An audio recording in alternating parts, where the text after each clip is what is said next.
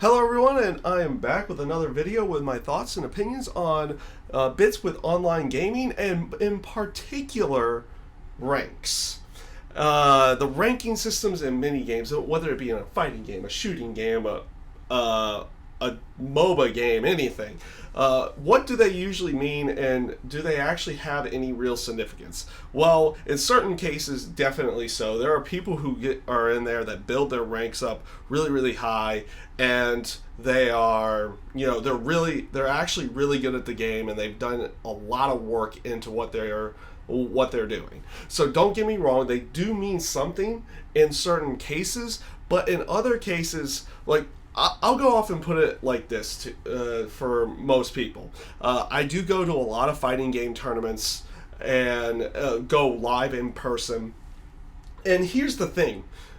You can know somebody as a really good player, but when you're sitting down next to them at that point in time, it's not an aspect that, they're the really good player, you're the really bad player, they're supposed to win and everything like that. When you guys sit down and begin playing, you're both equals. And they've got to prove to you and to everybody else still that they are as good as they've been in the past and here in the present at that time. And don't get me wrong, there are there are a lot of good players out there that do this on a constant basis, not just in fighting games, but in shooters, MOBAs, and everything like that. But there are also times that that might not necessarily be the case. We'll use examples of Killer Instinct here. I've been on both sides, where I've been the lower ranked person going up against an extremely high ranked person and done really well in a match with them.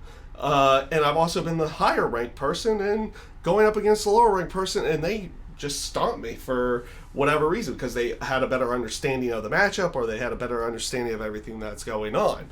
So it's an aspect of, we'll say here in we'll say here in Street Fighter, it's like a gold person going up against somebody in the bronze league at that time. You have a moment. It's like a lot of players, when they see that in the lower ranks, they start working themselves up, and it's like, oh, they get all worried about, it's like, what am I about to see? What am I about to get myself into here? That shouldn't be what you do in this case. What your thought process is like, okay, what's their character? What can their character do? And what knowledge do I have around that at that point in time? And make them work for it. It's an aspect of, you work yourself up so much, you actually end up underperforming, and then you go back and you look at it as like, oh, why didn't I do this? Oh, why didn't I do this? Why didn't I do this? You don't want that to be your case. You want that to be something that's like, hey, I tried everything I could, and I either won the match, or I tried everything I could, and it's like, hey, they got the best of me this time. Next time will be different. In every sense of that. So I'm using it as Street Fighter because that's going to be the background. That's going to be the background video here, is a Street Fighter match that I was doing. But in other cases, like I've seen people with high Call of Duty levels and everything like that, and you go in there, you actually perform really, really well against them. Why? Because maybe you have a better understanding of the map, or maybe you've done this or done that, or maybe they're trying something different completely, or anything in that sense. Some cases, it's just an aspect that, especially in a game like we'll say Call of Duty here, because you do see that a little bit more on this channel to go along with everything in the terms of shooters. You have players that just play the game, and maybe they play it just in zombies, and they're over here in multiplayer or something like that, but they have this extremely high level, so you start getting worked up about, it's like, this guy's got a really high level, he's got to be really good, or something like that, and you work yourself up, and maybe you underperform because of that. You don't want... That's the main grasp of what I'm trying to get here, is that you don't want to work yourself up just because you're facing either a well-known player, or a player that has a crazy high rank for any reason. Like in some games, they have some people could have a very high rank, but they might have got it in devious fashions in some way, shape, or form, because there are some games that have some bad issues in the terms of People who can quit out and keep their stuff and everything like that. But a lot of games actually kind of fix that problem, and you start losing points, like when someone gets disconnected or anything like that. So it's not it's not as bad as it used to be in certain games.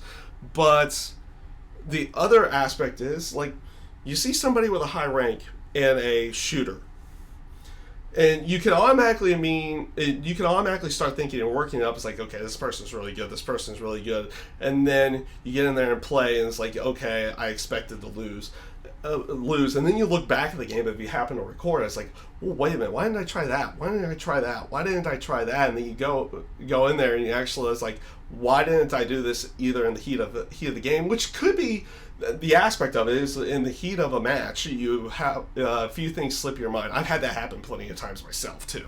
I need to try to keep myself on task here, but a lot of times, I won't say a lot of times, but a good chunk of times, people who have high ranks in shooters, it's an aspect of how much time have they had to play and build up those levels. Like, I think Prestige 5 in Call of Duty right now, and Black Ops 3, that's the highest prestige I've ever had, and that's just because I've spent a good chunk of time playing it there.